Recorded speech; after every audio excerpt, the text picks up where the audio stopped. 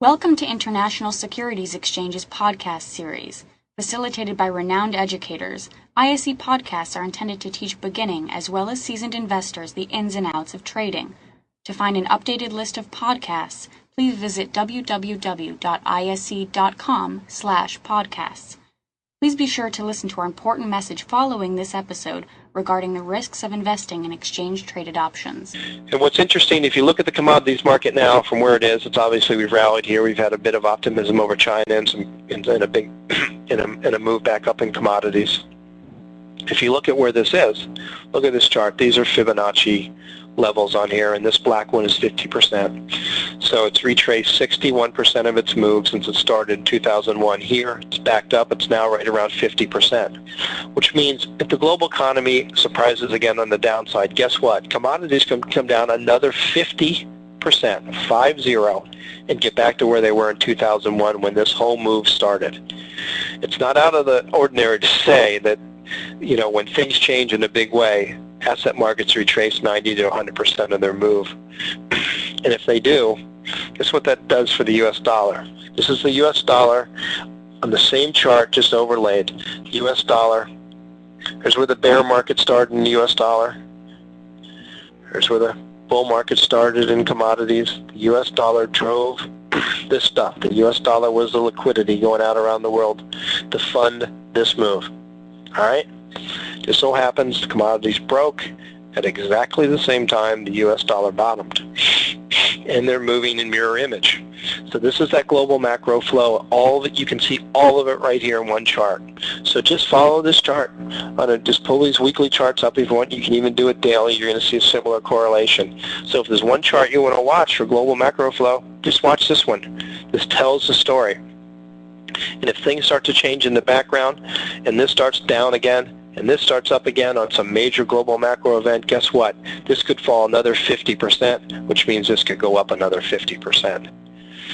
Again, that's simplistic, and again, it's not going to be point for point, but you can understand the logic here, and it makes sense from a global money flow. U.S. stock market is another one highly correlated.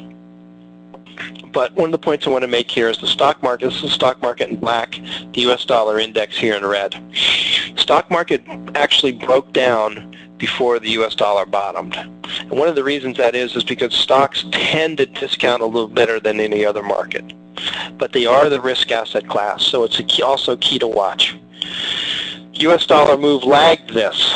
It didn't lag the commodities, obviously. It nailed that right on. They moved together because of that real attachment. But from a sentiment standpoint and the risk asset class standpoint, the stocks discount faster, and you saw the dollar continue to move down in a pretty big way. And that's that overshoot we got. People didn't care about this. They weren't watching this. They knew the dollar was going to go to zero. They knew that the euro was going to replace the dollar. So you tended to have those nasty rationales that didn't make sense that pushed the dollar down even farther, even though we saw things shaping up to change in the global economy. The credit crunch was right in here when it first started rearing its ugly head, which tended to coincide with the crushing of the U.S. stock market. Was right in here at the trigger.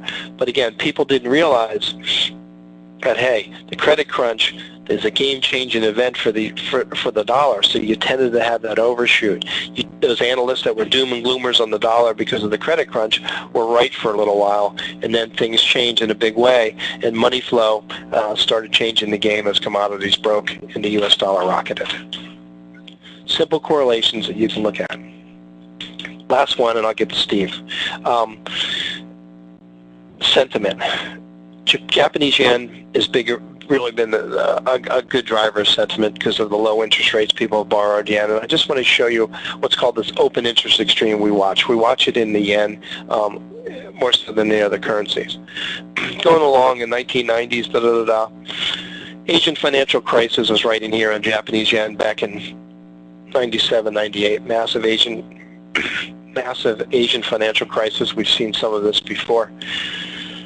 And at that point, hedge funds were doing the same thing. They were borrowing Japanese yen, pushing the price of the yen down. And you could see this high investment mania in the borrowing of yen and this high open interest level that you can see on CME. This was the highest open interest level at this point in the history of the Japanese yen. It means everybody was selling yen. Everybody made a one-way bet here. That was an extreme. Okay, so you're just watching for those extremes, lining up with your other macro readings to try and tip you off. Fast forward 2007, credit crunch comes along. If you look at this chart, we're more extended than it should have been. I apologize. You would have seen the yen coming down like this again. Everybody was borrowing yen and investing in all this stuff around the world. Look at the open interest level. It rose up to 300-something thousand, maybe 400,000 from 150,000. This then became the highest open interest level in the history of the Japanese yen by a long shot.